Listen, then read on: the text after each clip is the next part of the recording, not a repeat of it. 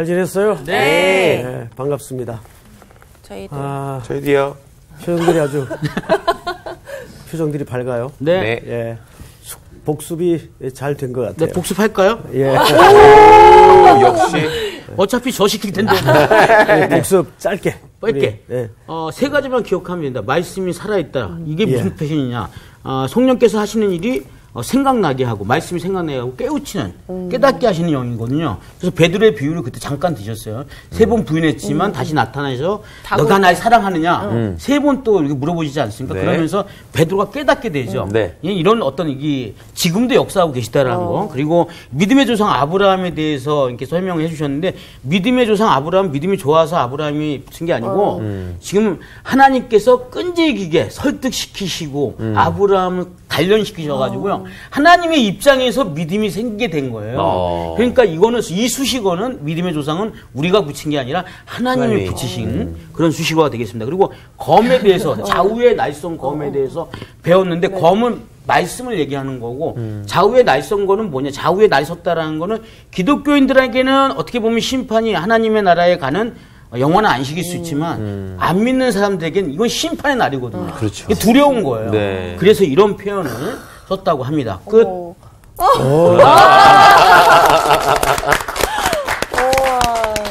오랜만에 퍼펙트하게. 진짜. 네, 아주 좋았어요. 짧게 하면 퍼펙트가 되는 거예요. 알겠습니다. 네, 왜냐하면 길게 하면 실수가 나옵니다. 맞습니다. 예.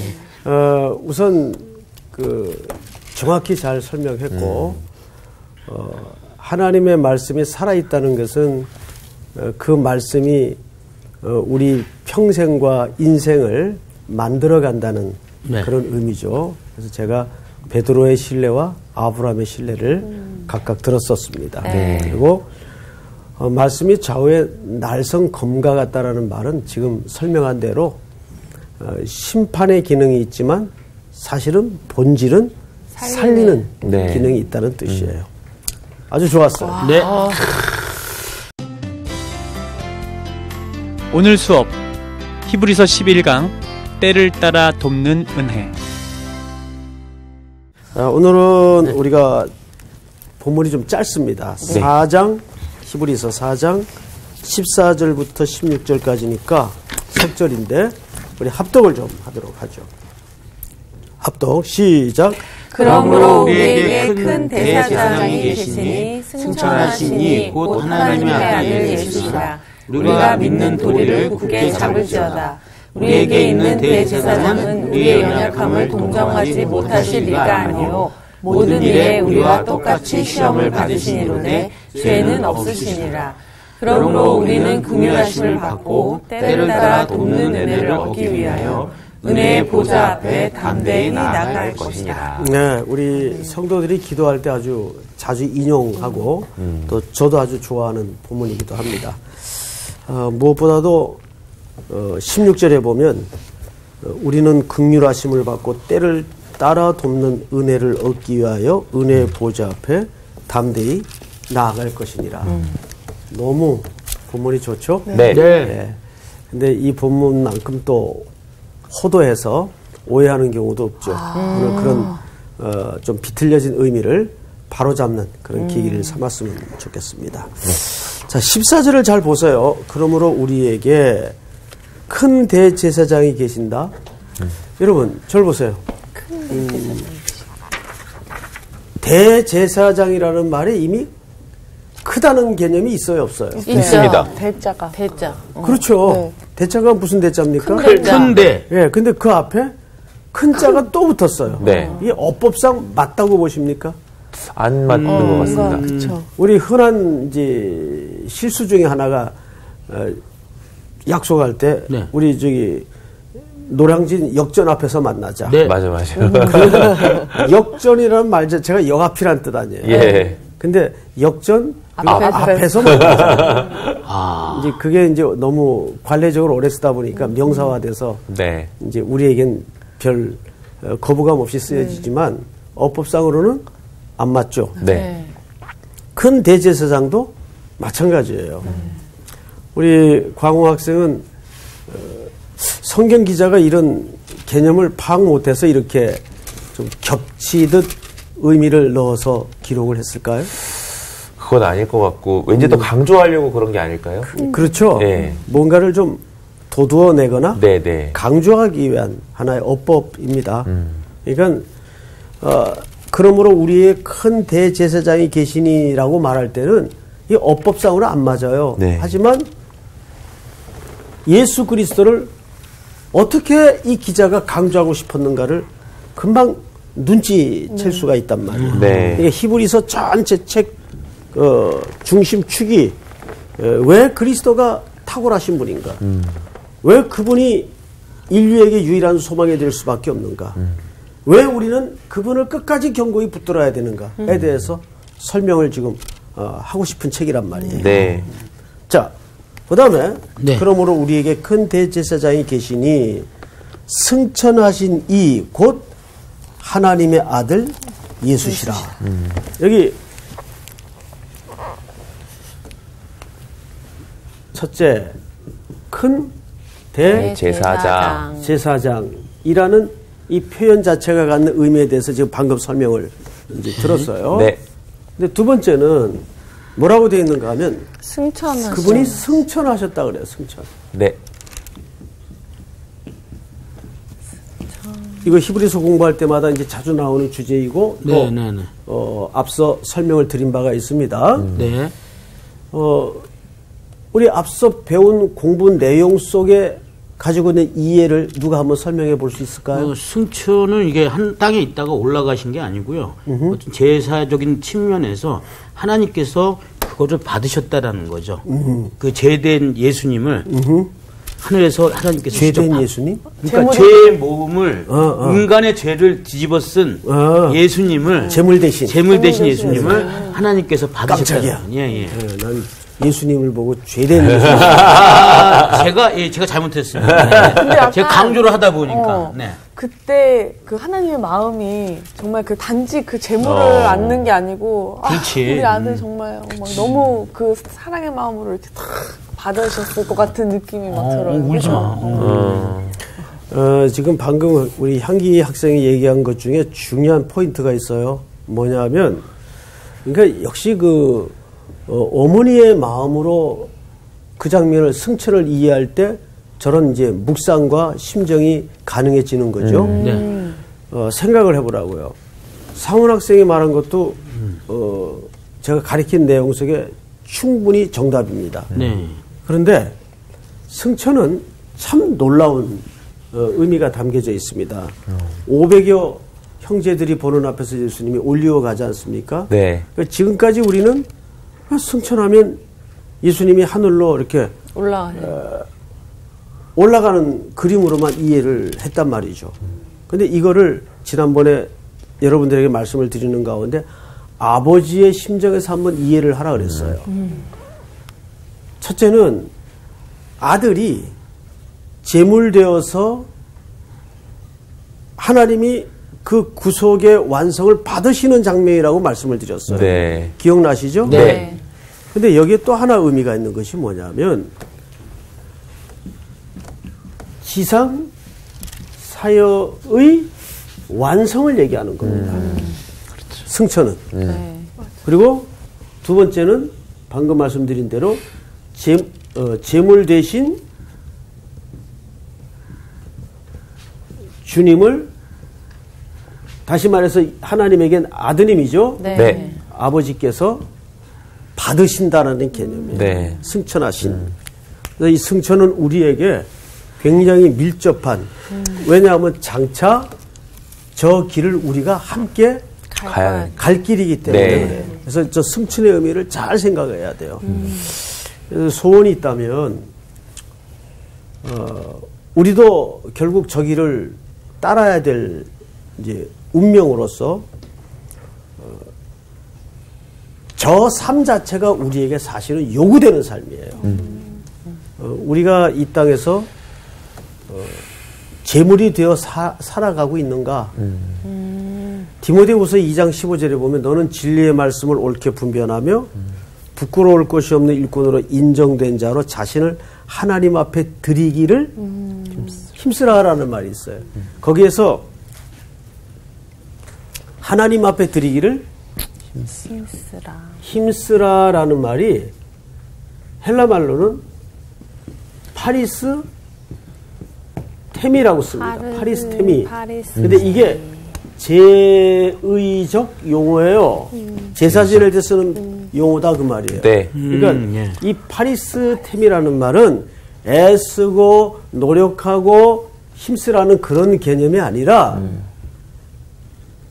하나님의 처분에 맡긴다 그 뜻이에요.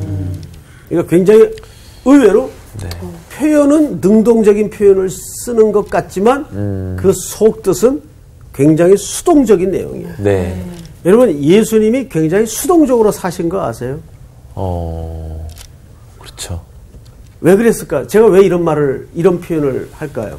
예수님은 능동적으로 사셨다기보다는 수동적으로. 굉장히 수동적으로 사셨어요. 왜? 하나님의 계획에 그렇죠. 맞게 수동적으로. 그렇죠. 모든 예수님의 행적은 어떤 수식어가 붙어 따라다니는가 하면 말씀을 이루려 하십니다. 나는 내 뜻을 행하러 온 것이 아니라 아버지의 뜻을 행하러 왔다. 그러니까 그 자체가 뭡니까? 자기의 의욕과 계획대로 살았던 인생이 아니고 아버지의 계획과 아버지의 의지를 따라 걸었던 길이에요. 네. 그러니까 예수님의 인생은 수동적. 사실 굉장히 수동태입니다. 네. 그런데 이것이 오늘날 어쩌면 우리 그리스도인들에게 회복돼야 될, 또 교회 안에 회복돼야 될 덕목들이에요. 아멘. 한국 교회뿐만 아니라 종교라는 것이 늘 어떤 경향을 띌 수밖에 없다 그랬습니까? 과열과 과잉이 될 수밖에 없어요. 이 종교가 갖는 생리입니다. 그래서 종교는 왜 과잉이 되고 과열이 되냐면 자기의 어떤 의지를 더 돋우어내고 뭔가 인간의 행위와 노력과 공로를 통해서 치성을 드리는 싸움에 걸리기가 쉽기 때문에 그래요. 옆에 보니까 아무개 집사는 새벽기도 100일 작정했어. 30분 기도하시네. 나는 5분 더 하다 일어나야지. 이런 유치한 문제서부터 곳곳에 그런 요소들이 굉장히 많아요. 많죠. 네. 뭐 저는 이런 분들도 봤어요. 옆에 내 친구네 교회 목사님은 강대상을 예를 들어서 10m짜리 강대상을 때 10m. 그러면 우리는 좀 더 크게 해야지. 15m. 실제 그런 사례를 봤어요. 저도 봤습니다. 강대상이 저쪽 건 100만 원짜리니까 우리는 저기 200만 원짜리로 하자. 그렇게 하는 그게 뭐가 중요하냐. 그런 거 봤어요. 그러니까 그게 진짜 얼마나 유치뽕짝입니까? 이런 표현을 하면 안 돼요. 전문 용어죠. 예. 시장 용어죠. 음악 용어죠. 시장 용어가 확 들어올 때가 많아요. 그럼요. 네.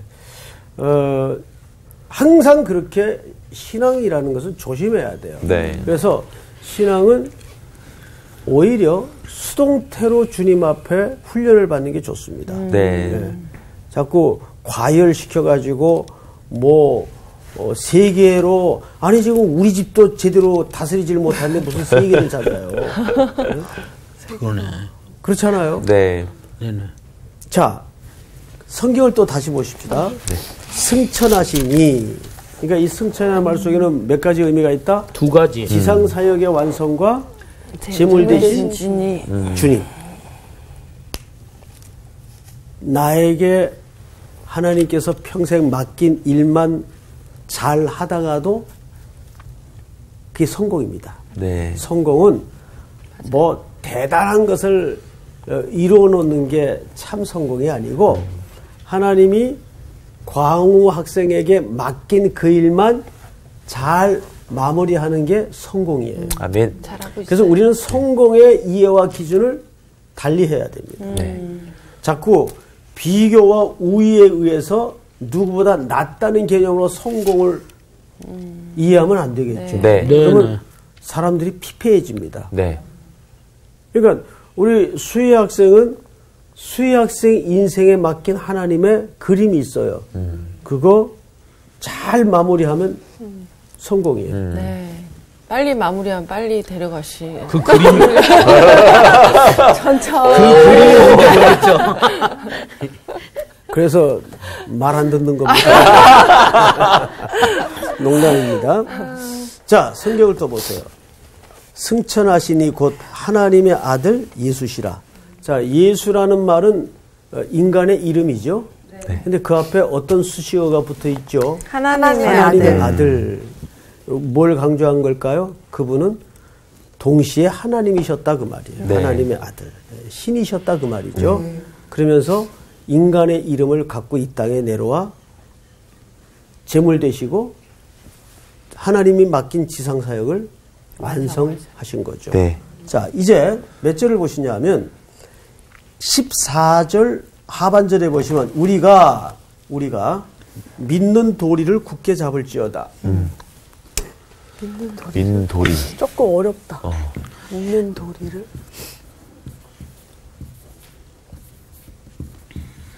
어떻게 하라고요? 굳게 굳게 잡을 것입니다. 잡을지어다. 지어다. 잡으라. 결국 히브리서를 기록한 목적이에요. 사실은 자, 저기서 말하는 믿는 도리가 뭔지에 대해서 정확한 데피니션이 있어야 돼요. 정의를 갖고 있어야 돼요. 자, 여기서부터 좀 우리 생각을 하십시다. 네. 네. 우리 반장. 네. 히브리서를 쭉 공부해 본 몇 차례에 걸친 결과로 네네네. 이해하자면 오늘 히브리 기자가 4장 말미에 말하고자 하는 믿는 도리는 무엇이어야 할 것 같습니까? 이게 그냥 딱 집약과 집약을 하게 되면 예수님일 것 같습니다. 예. 빙고. 맞았네요. 예, 네. 웬일이야. 저기서 말하는 믿는 도리라는 것은 어떤 사상이나 이데아 또는 어떤 그냥 진리의 체계를 얘기하는 게 아니에요. 정확하게 믿는 도리는 우리 상훈 씨가 지금 꺼내놓은 대답처럼 그리스도가 믿는 도리입니다. 그분은 어떻게 하라고요? 굳게 잡으라. 굳게 잡으라는 말이 이제 그러면 설명이 돼야 되겠죠? 네. 맞아 설명 한번 해보세요. 굳게 잡는다는 게 무슨 뜻일 것 같아요? 또 남아있었어, 오빠. 그러니까 제가 봤을 때 우리 그 전에도 고린도전서를 또 공부를 했고 또 여러 가지 공부를 했지만 약간 사람들의 그 자기의 좀 의가 드러나는 경우가 많이 있거든요. 그래서 이제 바울 선생도 그렇고 항상 그걸 꾸짖으시면서 충고를 해주셨는데, 그러니까 이제 이 그 본질만 드러내고 비본질에 대해서 관심을 갖지 말고 그 본질에 대해서만 잘 연구를 해라, 잘 공부를 해라. 그리고 그분은 잘 따라가라. 그런 의미가 아닐까 싶습니다. 이거 지금 굉장히 중요한 주제인데 네. 믿는 도리를 굳게 잡을지어다. 굳게 잡으라. 루터가 종교 개혁을 일으켰죠. 네. 네. 예. 아마 2017년이 500주년으로 알고 있습니다. 맞죠? 네. 이거 루터가 한 얘기예요. 루터가. 제가 한 얘기가 아니에요. 오해하지 마세요. 우리는 거지이다. 그리고 그것은 지극히 진리이다. 그리고 더 중요한 얘기를 했어요. 겸손이라는 것은 성숙한 사람의 덕목이나 교양품이 아니다. 겸손이라는 것은 우리 안에 배설물로 가득하다는 사실을 깨닫는 것이다. 굉장히 중요한 얘기입니다. 네. 다시요. 우리는 거지다. 네. 거지다. 그리고 그것은 지극히 진리이다. 네. 겸손이라는 것은 성숙한 사람의 덕목이나 교양품이 아니다. 단지 우리 안에 배설물로 가득하다는 것을 깨닫는 것이다. 너무 동감이 돼요. 자, 이 얘기를 제가 전제에 왜 붙이냐면 믿는 도리를 굳게 잡으라는 말은, 여러분 굳게 잡으라는 말이 뭐예요? 자, 한번 설명을 드릴게요. 마태복음 14장에 보면 나중에 집에 가셔서 한번 살펴보세요. 14장에 보시면 베드로가 물 위를 걸어가다가 네. 바람을 보고 무서워 빠져갑니다. 네. 빠져가요. 그래도 어쨌든 베드로는 물 위를 걸었어요, 안 걸었어요? 걸었어요. 걸었죠. 지구촌에 아마 물 위를 걸은 인간이 있을까요? 예수님 말고 베드로 말고? 없죠. 뭐 제 기억 속에 없는 것 같아요. 네, 네. 근데 어쨌든 베드로는 물 위를 걸었어요. 걸어가다가 빠졌어요. 왜 빠졌죠? 의심해서. 두려워서. 무서워서. 무서웠어. 의심해서. 바람을 보고 무서워 빠져가는지라. 네. 물론 거기는 의심이라는 개념도 포함됐겠죠. 네. 그리고 나서 그는 예수님과 함께 배에 오릅니다. 그러면 생각을 해보세요. 그림을 좀 한번 그려볼게요.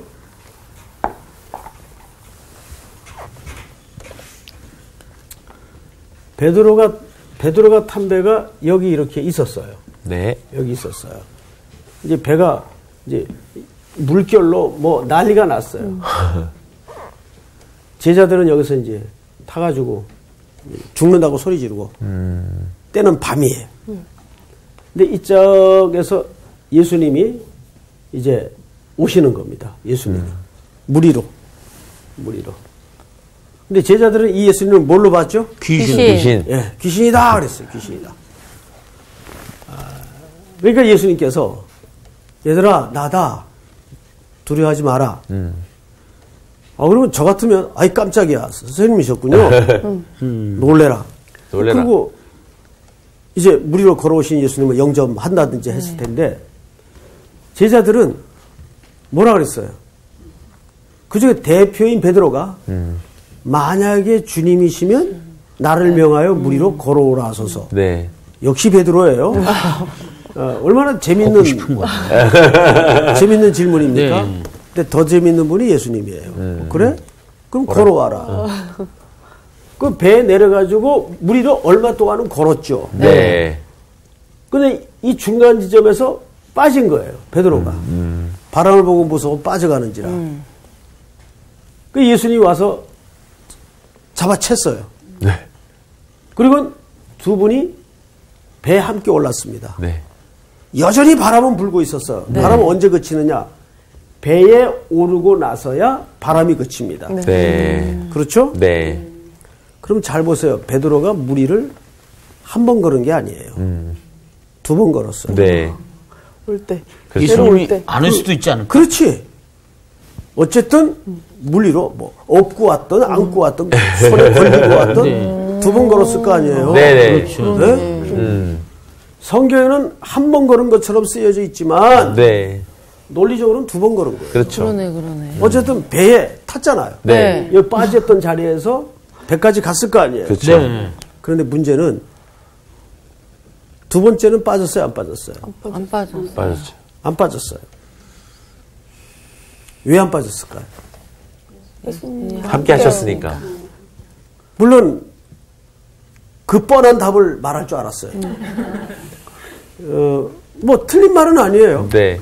근데 여기 또 하나 아주 오늘 제가 말하고자 하는 비밀이 있어요. 믿는 도리를 굳게 잡을지어다. 네. 의미가 이 속에 녹아져 있어요. 빠져갈 때 본문을 마태복음 14장을 보시면 베드로가 한마디 합니다. 한마디 한 게 뭔지 아세요?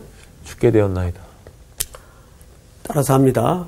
주여, 나를 구원하소서. 여러분, 인류가 뱉어낼 수 있는 최고의 고백이 주여, 나를 구원하소서. 가장 고상한 지혜입니다. 그렇게 믿어지세요? 아멘. 우리는 매일 구원받아야 될 존재예요. 예. 그러니까 베드로가 첫 번째 기적과 두 번째 기적의 차이는 바로 그 한마디예요. 네. 주여, 나를 구원. 우리 식으로 얘기하면 뭐죠? 살려주세요. 살려주세요. 살려주세요. 내가 아무것도 할 수가 없는 상황에 부딪힐 때가 있어요. 네. 뭐 어떻게 할지 모를 때. 그때 우리 입술의 최고의 지혜, 최고의 고상한 고백은 인간이 뱉어낼 수 있는 최고의 언어는 아버지 살려주세요. 네. 이거보다 위대한 고백 꺼내놓아 보세요. 없어요. 없죠. 그거예요. 네. 즉 믿는 도리를, 즉 예수 그리스도를 굳게 잡으라는 말은 내 삶의 모든 정황이 그분께 시선을 고정시켜라 그 말이에요. 자, 여러분 히브리서 12장을 한번 열어보세요. 12장을 보시면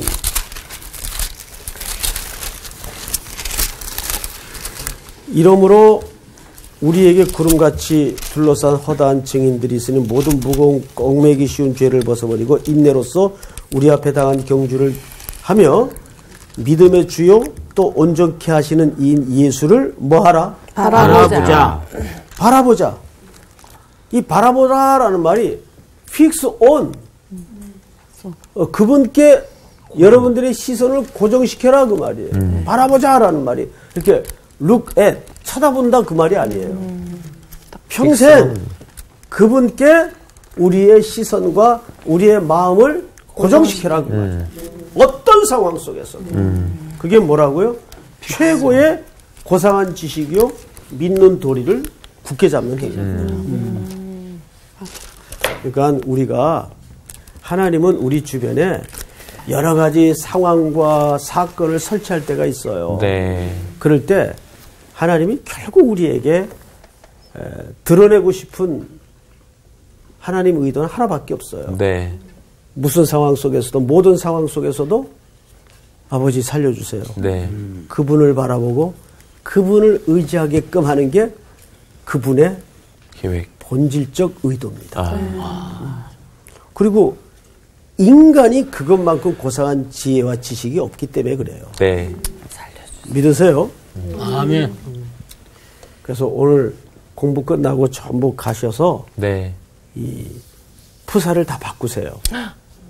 뭘로 바꿀까요? 살려주세요. 살려주세요. 곡 하나 쓰겠습니다. 살려주세요. 좋다. 좋죠. 네. 곡이라는 것은 이렇게 쥐어 짜서 나오는 게 아니고 이렇게 네. 나오는 거예요. 아, 그럼요. 네. 저도 랩 하나 써야 되겠네요. 자, 이제 시간이 다 됐어요. 네. 큰일 났는데 이제 한 절 해요. 이제 예. 성경을 꼼꼼하게 공부하는 건 좋습니다. 네. 15절을 한번 같이 읽어볼까요? 시작. 우리에게 있는 대제사장은 우리의 연약함을 동정하지 못하실 이가 아니요 모든 일에 우리와 똑같이 시험을 받으신 이로되 죄는 없으시니라.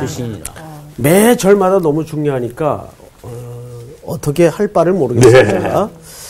이 가르칠 내용은 많고 나눌 내용도 많은데 시간은 부족하니까 갑시다. 네. 말을 왜 이렇게 꽈서 했을까? 이게 부정문으로 계속 썼단 말이에요. 못하시리까요.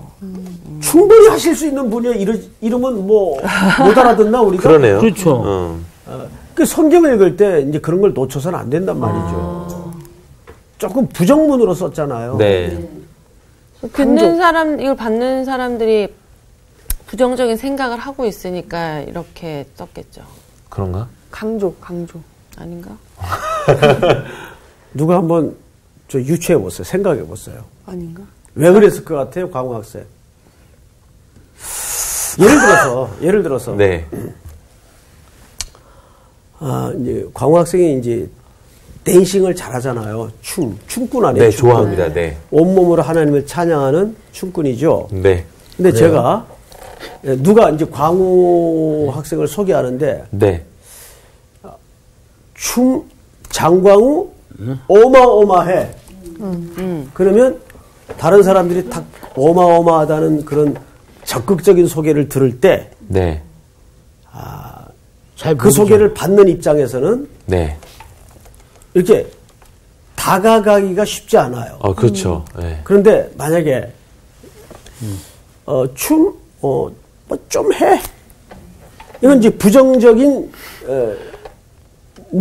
부정문을 이용한 소개예요. 그렇죠. 뭐 네. 못하진 않아. 그렇지. 예. 못하진 않아. 못하진 않아. 그러면 내가 그 소개를 들었을 때, 춤 어마어마해 하는 것보다는, 이렇게 썩 못하진 않는 것 같아. 그러면 내가 훨씬 다가가기가 어느 쪽이 쉬울까요? 두 번째 게 더 좋은 것 같아요. 부정문을 사용하는 게 훨씬 쉽죠. 네네네. 성경은요, 굉장히 치밀해요. 우리 예수님을 성경 기자가 의도적으로 그렇게 소개하는 거예요. 못하실 리가 아니요. 충분히 하실 수 있는 분이 이렇게 소개 안 한단 말이에요. 이해가 돼요? 예. 이거 이해 못할 줄 알았는데. 설명을 너무 잘해주셔가지고. 얘를 너무 쉽게 드시니까. 네. 예. 의도를 알았어요. 그러니까 예수님이 얼마나 우리와 친근한 분인가를 그런 식으로 설명하는 거예요. 네네. 다시 저 뒤에 몇 분은 아직 못 알아들어요. 누구세요? 방금 우리 사문 학생이 못하진 않아. 이런 이제 소개 방법은 부정적인 소개 방법이에요. 소극적인 소개 방법이에요. 그런데 어마어마하게 잘해. 그러면 확 간격이 멀어지죠. 네. 그렇죠? 네. 근데 지금 본문을 잘 보자고요. 15절을. 네. 우리에게 있는 대제사장은 당연히 예수님을 얘기하는 거죠. 네. 우리의 연약함을 동정하지 못하실 리가 아니요. 이게 원문에 보니까 원문에도 부정문으로 돼 있어요. 그러니까 이 말은 훨씬 좀 이게 가까이 다가가게 좋다. 친근미가 네. 느껴진단 말이에요. 그러면서 모든 일에 우리와 똑같이 시험을 받으신 이로되 죄는 없으시니라. 자, 지금 예수님은 하나님 보좌 우편에서 우리를 위하여 친히 간구하시고 도구하고 계세요. 네. 그분이 왜 충분히 그러실 수 있느냐? 이 땅에서 우리와 똑같은 한계를 가진 몸을 입으시고 허기와 죄의 유혹과 맞닥뜨리고 그거를 신으로서 이기신 분이 아니라 인간으로서 경험하셨기 때문에 네. 더 잘하시죠. 조수희 학생의 연약함을 너무 잘 아시고 네. 그 체질을 본인이 겪으셨어요. 친근하다. 똑같이 겪으셨어요. 네. 허기진 상황에서는 굶주림의 그 욕구를 느끼시고 네. 똑같이 느끼셨어요. 그런데 죄를 범하지 않으셨어요. 네. 죄를 짓지 않으셨어요. 그러니까 예수님이 얼마나 힘드셨겠어요. 예. 언젠가 한번 그런 설명드렸죠. 돌로 떡을 만드는 시험도 받으셨어요. 그게 예수님에게는 왜 시험이었어요? 할 수 있으니까. 할 수 있기 때문에 시험이었단 말이에요. 네. 그치, 우리한테 마귀는 시험이 아니지. 우리한테 시험이야. 마귀는 돌을 떡으로 만들어 버리면 예수님은 바로 하나님이 되시는 거예요. 맞아. 그럼 마귀가 얼마나 좋아요. 그러면 예수님이 인간의 자리에서 이탈이 되는 겁니다. 그러면 우리를 위한 온전한 대속이 이루어지질 않는 거예요. 네. 마귀가 제일 싫어하는 게 네. 우리를 대신해서 온전한 인간으로 제물되어 죽으시는 것을 마귀는 가장 싫어하기 때문에. 네. 성경을 잘 보시라고요. 그래서 모든 일에 우리와 똑같이 시험을 받으신 이로되 죄는 없으십니다. 그러니까 예수님이 하나님 보좌 우편에서 맹숭맹숭 신으로서 우리에게 도구하시는 분이 아니라 우리의 눈물 연약함, 체질을 아시기 때문에 구체적으로 우리를 도우시는 분. 믿습니까? 네. 마지막으로 16절 다 같이 한번 읽을까요? 시작. 그러므로 우리는 긍휼하심을 받고 때를 따라 돕는 은혜를 얻기 위하여 은혜의 보좌 앞에 담대히 나아갈 것이다. 자, 이제 드디어 하이라이트. 때를 따라 돕는 은혜. 너무 표현도 너무 좋죠. 네. 입에도 잘 붙어. 그러면 물어봅시다. 분명히 우리 상훈 학생이 네. 필요한 게 있을 거예요. 항상 살면서. 네. 근데 그 필요를 정직하게 말해보세요. 네. 상훈 학생의 필요를 상훈 학생이 잘할까요? 상훈 학생을 창조하신 하나님이 잘할까요? 누가 잘 알까요? 제가 더 잘할 것 같은 느낌이 들긴 하는데, 근데 하나님이 창조해 주시니까 하나님도 잘 아시겠죠? 저런 뭐야, 단서가 더 없어요? 뭐야, 저 뭐야, 저. 갑자기 갑자기 왜 저러는 거야? 갑자기 이제 부정적으로 이제 나도 뭐야. 답변을 다가가기 쉽게. 자, 뭐 저는 이해해요. 네. 근데 아무래도 본인이 본인의 필요를 아는 것보다는 창조하신 분이 그렇죠. 훨씬 더 잘 알죠. 네. 우리는요, 내가 필요했던 것들이 그때 주어졌더라면 큰일 날 뻔한 경우들이 너무나 많죠. 맞아요. 네. 돌아보면. 그래서 여기 때를 따라 돕는 은혜라는 것은 내가 필요할 때마다 그 개념이 맞아. 아니에요. 맞아요. 하나님이 보셔서 정말 때에 맞춰서. 적실하게 필요할 때. 네. 광호 학생의 필요를 누가 더 잘할까요? 하나님이. 하나님이 더 잘하세요. 저도 집에 아이들을 키우면서 뭐 제가 키운 건 아니지만 아내가 다 키웠지만 아닙니다. 키우셨습니다.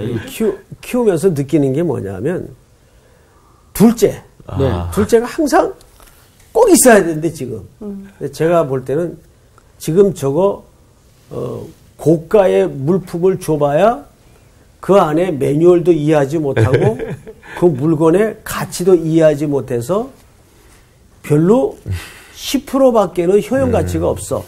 그러면 나이가 조금 더 들어서 사주는 게 그렇죠. 적실하게 맞아요. 네네. 그렇잖아요. 네네네. 그런 경우가 너무 많단 근데 말이에요. 그럴 때도 있고 오히려는 이제 애기가 또 어리다 보니까 가위를 달라는 거예요. 근데 애기들은 위험하잖아요. 맞아.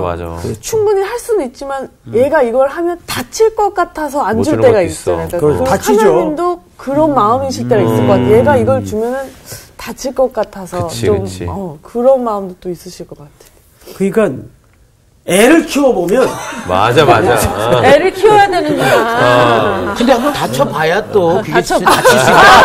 알거든요. 그래서 주실 나는 때는 애를 더 키웠어.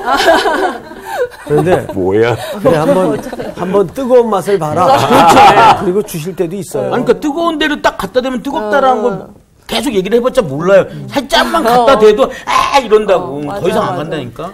저기 애 둘 아빠가 네. 여기 있는데 어디 애 그렇다고 하나씩. 횃불을 주진 않잖아요, 애한테. 앞에 이야기를 잘 보시죠. 네. 마무리합시다. 16절 보시면 그러므로 우리는 뭐를 받고 긍휼하심을 받고 때를 따라 돕는 은혜. 이게 무슨 말일까요? 하나님은 언제나 우리의 필요를 뭘 따라서 기준하시냐면 그분의 긍휼하심입니다. 네. 그게 가장 중요한 기초예요. 이걸 보통 우리가 뭘 구분이 안 되냐면 felt need와 리얼 리드. real need가 있어요. 그러면 이 둘 사이에 간격이 있단 말이에요. 항상 우리는 어디에 시선이 모아져 있는가 하면 felt need에 시선이 모아져 있어요. 그런데 하나님은 항상 어디에 우리의 시선을 모으고 있죠? real need. 어느 시대 어느 역사에도 인간이 필요한 것은 뭐냐면 소망 대신 그리스도가 필요해요. 어느 시대 누구에게도. 그거는 인류의 리얼 리더예요. 네. 근데 인류는 빵이 해결돼야 인간은 진정한 행복이라고 속고 있죠. 예. 빵은 중요합니다. 네. 그러나 순서가 달라야 돼요. 그래서 네. 마태복음에 너희는 먼저 그의 나라와 의를 구하라. 그 의가 그리스도를 얘기하는 거예요. 네. 믿습니까? 네. 때를 따라 돕는 은혜. 이 본문 하나라도 오늘은 충분합니다. 네. 아멘. 자, 공부 여기서 마치겠습니다. 감사합니다. 감사합니다. 리얼 리드. Dear Lead. 자꾸 그냥 우리의 시선으로만 보니까 자꾸 그냥 이거 내가 필요할 것 같고 그러니까 자꾸 하나님한테 그걸 강구하고 그러니까. 사실 하나님이 봤을 땐 필요치 않을 수도 있는데 충분히. 그러니까 우리가 기도한 거에 대한 응답을 하지 않으실 때도 그것도 감사한 거라고 하잖아. 그것도 결국은 응답인 거지. 그렇지. 그러니까 우리 바라는 대로 되지 않는 것도 감사할 수 있어야 돼. 그러니까 그게 믿는 도리인 것 같아요. 우리가 참 도리 있게 살아야 된다는 게 맞아요. 참 그렇습니다. 한번 거기 살아봅시다 또 한번. 리얼 우리들을 위해서. 예. 예수 그리스도를 우리가 픽스온시키면서 그러니까 굳게 고정해서. 잡으면서 우리가 또 한 주간을 보내고 다음 주에 만나요. 그럽시다. 자, 오케이. 네. 예. 파이팅! 이번 주 퀴즈입니다. 여호수아를 속여 이스라엘과 화친 조약을 맺은 족속은 누구인가요? 1번 아모리, 2번 기브온, 3번 브리스. 정답을 아시는 분은 CBS 성서학당 홈페이지에 정답을 올려주시거나 우편으로 보내주시면 됩니다.